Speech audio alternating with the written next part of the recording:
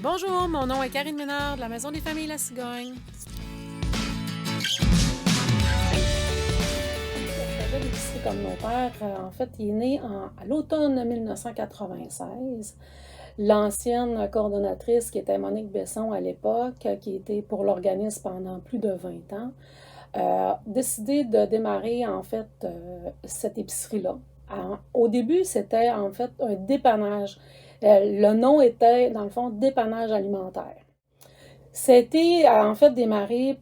Pourquoi? Parce que les membres de l'organisme, ceux qui faisaient des formations, ceux qui fréquentaient l'organisme, disaient toujours qu'il y avait de la difficulté à se nourrir. Fait que déjà en 1996, on parlait déjà d'insécurité alimentaire.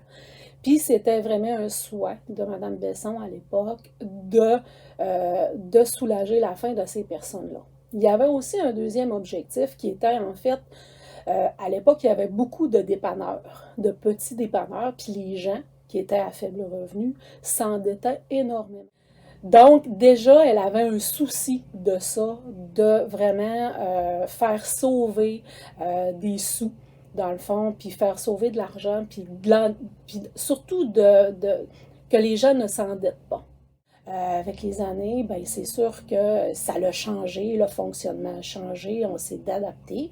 Maintenant, en 2020, on est sous le nom, dans le fond, d'épicerie communautaire solidaire La Maisonnée. C'est unique au Québec, en fait, ce modèle d'affaires d'économie sociale-là. Pourquoi? Chaque produit a deux prix. Donc, un premier prix qui est le prix maisonné, qui est vraiment pour une clientèle dans le besoin.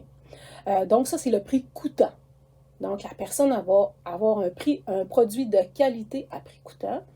Puis, il y a le produit, dans le fond, il y a le prix solidaire.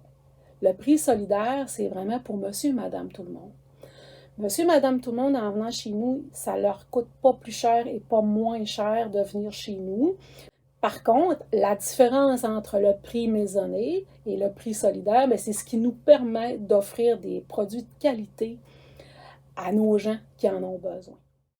On a aussi fait le virage vrac, donc on a aussi ouvert un espace vrac. Fait que ça fait en sorte que là, maintenant, toute la population peut venir chez nous faire leurs achats d'épicerie communautaire. Ici, dans le fond, à l'espace vrac, le fonctionnement, c'est que les gens peuvent apporter leur contenant, mais ils sont servis aussi par quelqu'un. Donc, les personnes ne peuvent pas se servir eux-mêmes dans le vrac. C'est que c'est vraiment un employé d'ici qui fait le service des produits vrac. On peut aussi faire sa commande vrac d'avance par téléphone, puis venir porter ses contenants, puis après ça, quelqu'un qui travaille pourrait venir porter ses contenants le matin, puis revenir les chercher en après-midi. On a plus de 90% de nos denrées qui sont locaux et régionaux. Pourquoi? Parce qu'on se dit que c'est les gens de notre localité, de notre région qui nous encouragent. Donc, nous aussi, on doit faire notre part en ce sens. Maintenant, on a fait un beau partenariat avec le Café du Presbytère, qui est à Chicoutimi, où ce que, dans le fond, on a des produits cuisinés par le Café du Presbytère. À chaque semaine, on a des repas qui sont faits avec eux. Donc, on a plus de 800 produits aussi dans notre petite épicerie. On est associé aussi avec le RAC. Donc, le RAC, c'est Réseau régional en alimentation communautaire. Encore là, c'est unique au Québec qu'un réseau alimentaire s'est fait. Donc, il y a les 4 épiceries communautaires, une à Jonquière, qui est l'alternative, une à Chicoutimi, qui est la recette, et Dolbeau-Mistassini, qui est le garde-manger, ainsi que nous, qui est à l'épicerie, qui est à la Maison des familles. Donc, le prix maisonné, vraiment, c'est sûr que c'est suite à une évaluation des revenus. Donc, la personne, elle doit devenir membre de l'organisme. Si c'est une famille, c'est 10 $. Si c'est une personne seule, c'est 5 $. Et puis, ça, on fait une évaluation, en fait, du revenu. Puis après ça, on lui attribue le prix maisonné pour un an. Puis à chaque année, on doit faire la réévaluation des revenus. C'est sûr, c'est toujours conditionnel vu qu'on redonne beaucoup puis que notre clientèle maisonnée est au prix coûtant, bien, ça nous prend des clients solidaires pour être capable de payer les gens qui y travaillent. Celui qui veut venir acheter, qui passe devant la bâtisse, il n'est pas obligé de devenir membre. Donc, de l'organisme, il peut, s'il le veut, s'il veut contribuer, il n'y a pas de problème.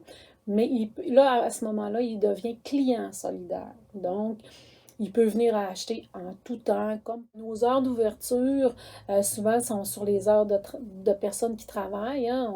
On ouvre à 8h30 le matin, on ferme à 5h. Là, ce qu'on est en train de faire pour essayer de pallier à ça, on est en train de mettre en place une plateforme d'achat en ligne. Ils vont faire leur achat en ligne, puis ils vont pouvoir venir la chercher. Là, on n'a pas encore le service de livraison. C'est ce qu'on est en train de réfléchir éventuellement. Fait que ça, c'est un moyen qu'on a trouvé là, pour rejoindre quand même la clientèle solidaire. Aussi, en venant acheter chez nous, on a 3 axes. Donc, la première axe, c'est en fait, c'est social.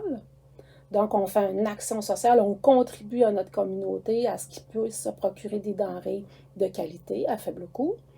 On a aussi l'axe qui est l'environnement, parce que par le VRAC, on fait aussi une action environnementale.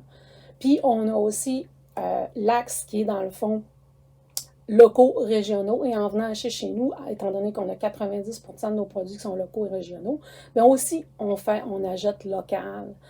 Donc, il n'y a rien de mieux que de venir acheter chez nous. Je pense qu'on aide sur tous les plans.